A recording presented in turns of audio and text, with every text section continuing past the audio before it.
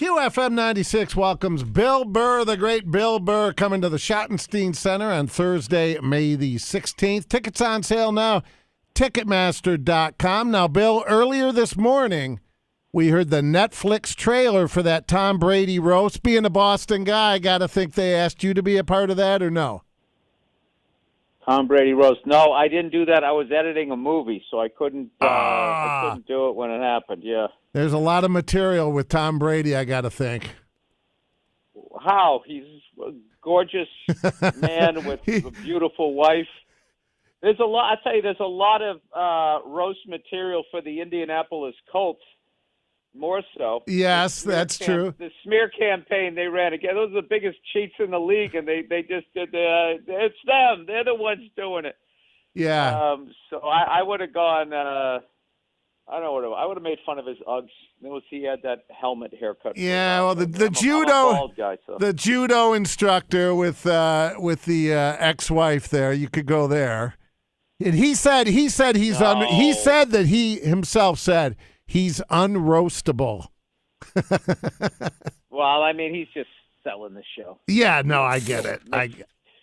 You know something? Somewhere along the line, like, these kids don't know how to roast people, because they're supposed to be like, it used to be, you would roast somebody and you did it because they were a friend of yours and it was all done in good fun. You'd say like horrific stuff, but you could hear the love behind it. Sure. And then somewhere along the line with those Comedy Central roasts, it just became hired guns, and they didn't know the person, and they just would go up there and try to say the meanest stuff ever.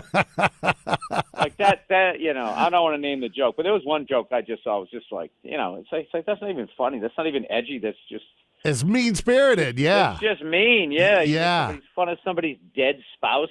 It's like, oh, wow, man, this guy's edgy. It's like, anybody, a second grader could write that joke. While I was waiting for you to call, I was looking up and down social media and everything. Between your late night TV, your morning television, you do podcasts, hell, your films, all your TV work, Breaking Bad.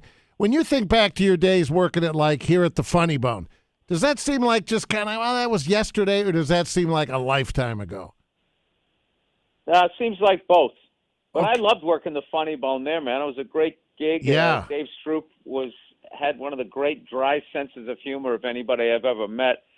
And people always came out, and, there was something to do. If you didn't have a rental car, at least your gig was at a mall. You could walk around and go see a movie or something. But I've always liked, so I would always go over to the Ohio State's campus, and Sure. One of the cooler things I did, I went to a game when I was out there. Unfortunately, it was early in the year, so they were playing like Bowling Green or something, so it wasn't much of a game. But the pregame rally was in their older basketball arena, which I don't know if they have it now. Yeah, St. John, yeah. The wooden seats. That place still exists? It does indeed, yeah, still stands. What do they that's call cool. that, Rich, before the skull session? Yeah, that's what you saw, yeah. Oh, yeah, that was definitely cool. So that's going to be interesting this year. Jim Harbaugh leaves. Yeah, we'll see what happens. Yeah, Ohio State, what did they spend, $13-14 million in these nil guys? It's going to be, all their chips are in the center of the table. The Buckeyes, yeah. I know, it's kind of like it's like the 2000 Yankees. Kind of. Remember when they traded David Wells to get Roger Clemens, and then next year they get David Wells back and they keep Clemens? It was just like, all right, what's going on here? Yeah. Is this competition anymore? But we'll see. We'll see what happens. And it's cool that when you travel and you're in different cities, that especially back then, you took your time to check everything out. Because when you're traveling like that, I did that, Bill, for a long time. And all you want to do is make it. And right now, the comedy pyramid, you're at the top. It's you, Chappelle. I guess you could put Rogan in there. When you look back, that's what you always wanted, and you're just killing it right now, man. I couldn't be happier for you. Oh, thank you. Well, I had a nice, slow 32-year trajectory. Success. I'm glad it went that way, because when I see, like younger kids and stuff making it really quickly to high levels, right? I'm always in awe in their ability to handle it, because I don't know how I would have done. Yeah, and I think I would have somehow robot my way through it, but like I would have been like I would have been a bucket of nerves. Yeah, and I loved that movie, the King of Staten Island. You were so good in that. When you started to act, was that difficult? Because I would think that most stand-ups can act. No actors can really do stand-up. But was that a difficult? I mean, you're a good actor. Oh, thank you. Yeah, no, you are. No, acting, I had to work on that the same way I had to work on anything else. Okay. There's some people that are like sort of like naturals. Like Eddie Murphy was a natural, but Eddie was also Eddie. Like nobody has come along with his level of talent. But I think Robin Williams was a great actor. But it was something I definitely had to work on. And I mean, I had to get comfortable as a stand-up. Forget about as an actor. I was not in a sound mind when I started this. Although. Definitely a lunatic. Now that I'm scrolling, Bill, you did have an appearance in Zombie Beavers, though. So maybe point. I believe it was called Zombievers. Yeah, so maybe we take some points off there. I don't know, but that was early. Hey, man, you ought to check it out. It wasn't early. It was a friend of mine, Jordan Rubin, was doing it, and he said, "Can you come down and do?" one day with John Mayer, we both played a couple of rednecks that got killed by zombie beavers. So I was like, yeah, hell yeah. Why not? It was done on purpose, obviously, camp like that. Yeah. Yeah, I mean, there wasn't any money. That wasn't a big budgeted movie. I don't know if you know that, but it was a really good friend of mine, Jordan Rubin, who when I moved to New York, I met. He was an NYU kid, and he moved on to like writing and directing and everything. So he called me up and said, "Can you do one day on this?" I said, "Yeah." Well, I got to ask you, you look anywhere on social media or everything so frickin' political, the college campuses this week, whether it's Biden, Trump, I don't care. But, boy, no shortage of material with this country today, right? I mean, I know you don't do a lot of politics, but good God, you look anywhere and there's just so much to talk about, so much commentary. Because you're kind of you're like the new Carlin in a way. Well, I kind of, I'm staying away from that stuff. I think people are burned out by it, and I think I'm like a lot of people where it's kind of, I just can't believe these are our two choices again. Yeah. It's like, when are we going to put both these guys in a home and get somebody in their 40s that actually has to live with their decisions? I mean, it's like grumpy old men. Like, I don't even know. It's a really it's disappointing that it's coming back around. And both sides should just sort of admit that their guy isn't competent enough to do the job, and we should try. And then I always hate anytime there's a third party guy who's actually I like him. Corporations and banks. You're immediately branded a socialist, an anti-Semite, a communist. They just tar and feather you, and I let people going like, "Oh, voting for that third-party guy's a wasted vote." It's like, oh, so we should vote for another warmonger? Is that what we should do? Another guy just bought and paid for by the corporation? See, this is why I don't talk about it, because it's not funny anymore. Yeah. Watching people, working 40 hours a week and they're still, behind and not being able to have a wage, and watching these politicians not doing anything about monopolies and the level of greed at the top. It's ridiculous. Yeah, it's ridiculous. I find it. And then you watch morons go out, and who do they blame? What they see. They blame powerless people who make no decisions. And then you get into some, racist hate group, and the whole thing is a mess, and they're doing nothing about it. So I stay away from that because I don't see any comedy there. I see tragedy. And plus, you're married. There's plenty of material there. I'm getting along great with my wife. So okay, we'll move along. Back to politics. That RFK Jr. That's it fascinates me because he's got that big in Hollywood, and Hollywood notoriously, Democrat. And now here comes RFK. They want him to drop out. Cheryl Hines, Larry David. That's a tough decision for Hollywood with RFK in the mix. Well, I love that everybody thinks like Hollywood is like we're all like talking to each other. It's like what happens is a couple of idiots run their yaps on an award show.